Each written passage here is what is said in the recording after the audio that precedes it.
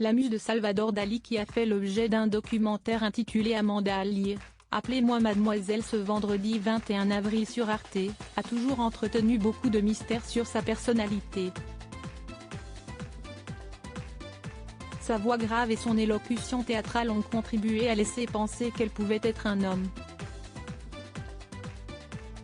Se jouant de cette énigme, Amanda Lear a également toujours, à l'image de Karl Lagerfeld, laissé flotter dans l'air un flou autour de son âge. Jamais aucune date ne ponctue la biographie d'Amanda, entend-on dans le documentaire. Mais le réalisateur, Patrick Jeudi, pense avoir une idée sur sa date de naissance. Si Amanda Lear a toujours dit être née en 1950, il évoque dans le documentaire, avec images à l'appui, son premier casting. Pour lui, impossible qu'à cette date, en 1966, la jeune femme n'ait été âgée que de 16 ans. Au micro de Sud Radio, ce jeudi 20 avril, il déclare d'ailleurs « Je ne sais pas l'âge qu'a Amanda Lear mais en tout cas, elle n'a pas l'âge qu'elle prétend avoir. Elle prétendait être née dans les années 50, fin des années 50 peut-être, mais on est plutôt dans les années 40. »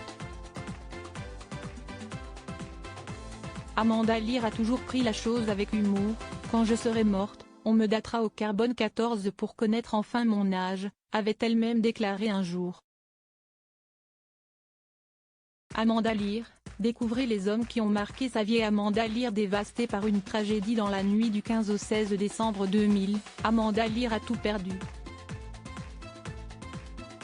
En tournage en Italie, la muse de Dali apprend que son mât typiquement provençal a été dévasté aux 2/3 par les flammes.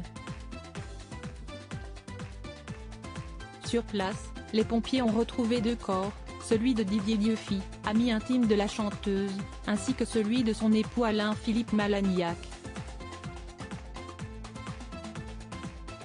Du jour au lendemain, la vie d'Amanda Lear bascule dans l'horreur. « J'ai perdu toutes ces lettres d'amour, toutes nos photos. Personnellement, je n'ai plus un bijou, plus un disque. Les quelques tableaux de Salvador Dali qu'il m'avait offerts sont détruits. » Très affectée, Amanda Lear ne s'est jamais vraiment remise de la disparition d'Alain-Philippe Malagnac. Si est comme si j'avais une énorme épine dans le pied qui m'empêche d'avancer.